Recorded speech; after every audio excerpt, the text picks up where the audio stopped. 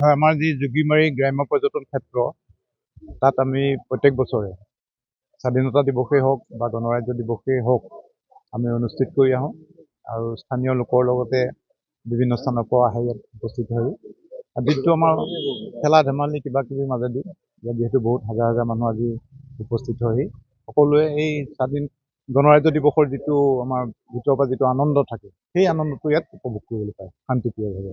আৰু এগৰাকী অনুপ্ৰেৰণা দত্ত বুলি ছাত্ৰী এগৰাকীয়ে আহি পেলাই আমাৰ বন্দে মাতৰম গীত বা অন্যান্য গীতত আজি তেওঁ নৃত্য পৰিৱেশন কৰে, সকলো লোকে খুব ভাল পায়। এইখন অসমৰ ভিতৰত ডাঙৰ পতাকা আমি ইয়াত ৰাইজে ভাল পায়, আমি দুখনকৈ ইয়াত লগাই থৈছোঁ আৰু ইমান ডাঙৰ পতাকা অসমত ক'তো নাই। এইটো কিমান ফিট আছিল পাহৰিলোঁ মই, কিন্তু বৃহৎ এইখন লগাওঁতেই টেণ্ট হাউচতে 4-5 দিন লাগিছে ফিটিং কৰোঁতে।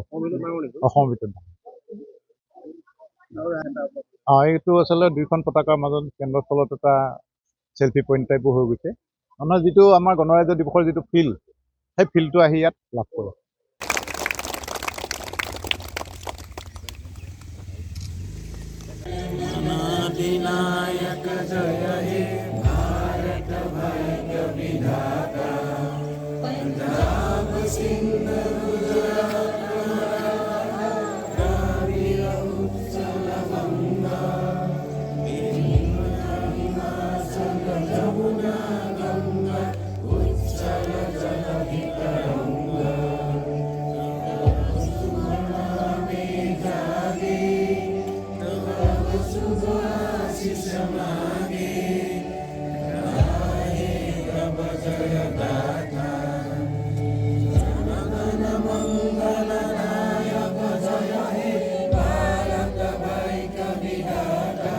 হয়, আমাৰ যি যোগীমাৰী গ্ৰাম্য পৰ্যটন ক্ষেত্ৰ তাত আমি প্ৰত্যেক বছৰে স্বাধীনতা দিৱসেই হওক বা গণৰাজ্য দিৱসেই হওক আমি অনুষ্ঠিত কৰি আহোঁ আৰু স্থানীয় লোকৰ লগতে বিভিন্ন স্থানৰ পৰা আহি ইয়াত উপস্থিত হৈ দিনটো আমাৰ খেলা ধেমালি কিবা কিবিৰ মাজেদি ইয়াত যিহেতু বহুত হাজাৰ হাজাৰ মানুহ আজি উপস্থিত হৈ সকলোৱে এই স্বাধীন গণৰাজ্য দিৱসৰ যিটো আমাৰ ভিতৰৰ পৰা যিটো আনন্দ থাকে সেই আনন্দটো ইয়াত উপভোগ কৰিবলৈ পায় শান্তিপ্ৰিয়ভাৱে।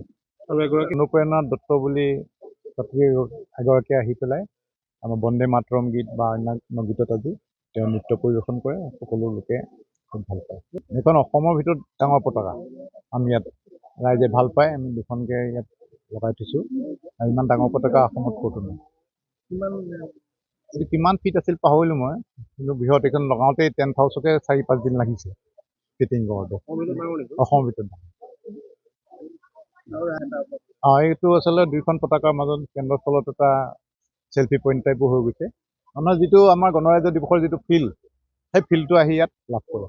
যিকোনো খবৰৰ বাবে যোগাযোগ কৰক 7099017330 লগতে 7099017110 নম্বৰত।